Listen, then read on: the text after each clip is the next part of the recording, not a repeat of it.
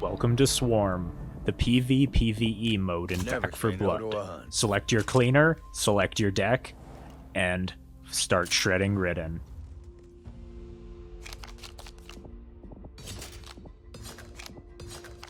Once you load in, there's a 60-second period for your teammates to choose decks. Don't worry about picking cards as fast as I do, you'll have a bit of time to read your cards. Just remember though, the prep phase begins after the 60-second period or when the last player locks in, whichever one comes first.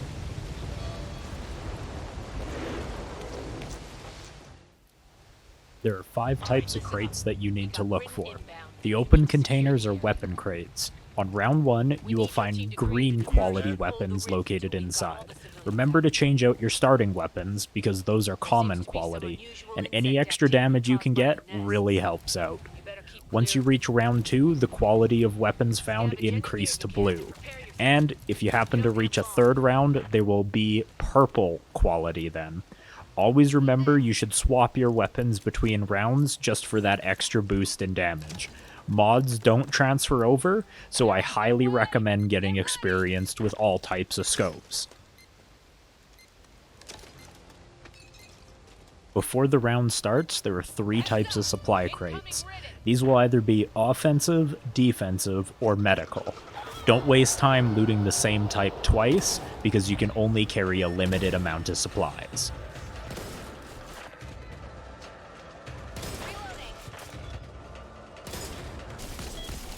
How you win at Swarm is by outlasting the other team's survival counter. If you start as the cleaners, you set the time that your opponents have to beat. The longer you work as a team, the better. A well-balanced group is how you survive. Having too much of one thing gives the Ridden an advantage, and that will result in a lower time.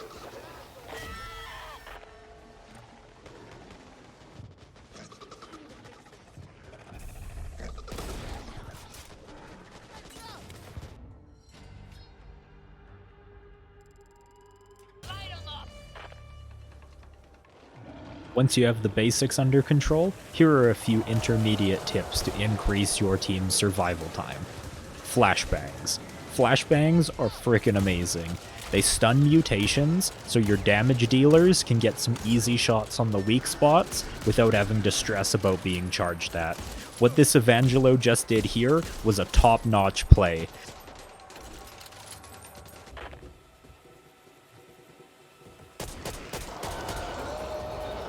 Grenades are a really easy way to get kills and reset a mutation's spawn timer early game.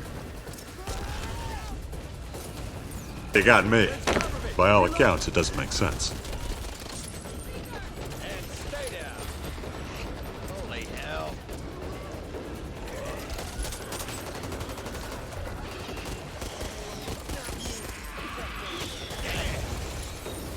Can I read the video? No, eat a fucking dick.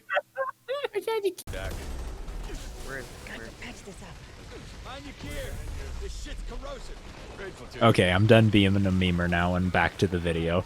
Let's go over a really quick piece of information. Crushers can be killed with a high-risk, high-reward play, since they have a weak spot on their neck. I was planning on going over on this on a different video, but I got a really good piece of footage last night, so we'll go over it now. Sniper bullet right here really, really, really hurts.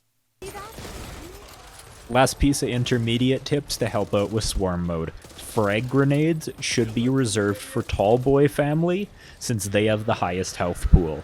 Early game, I recommend using a frag grenade like so, since the Ridden will have a longer spawn timer, and as the round progresses the spawn timers drop. I would then recommend switch to a flashbang, since it will keep that mutation off field for an additional 3 seconds if you use a flashbang late game and a frag grenade early game.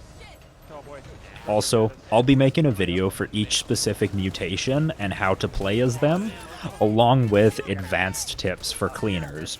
If you'd like this video, PayPal me $6,000 or subscribe, otherwise you didn't like the video and I'm going to cry.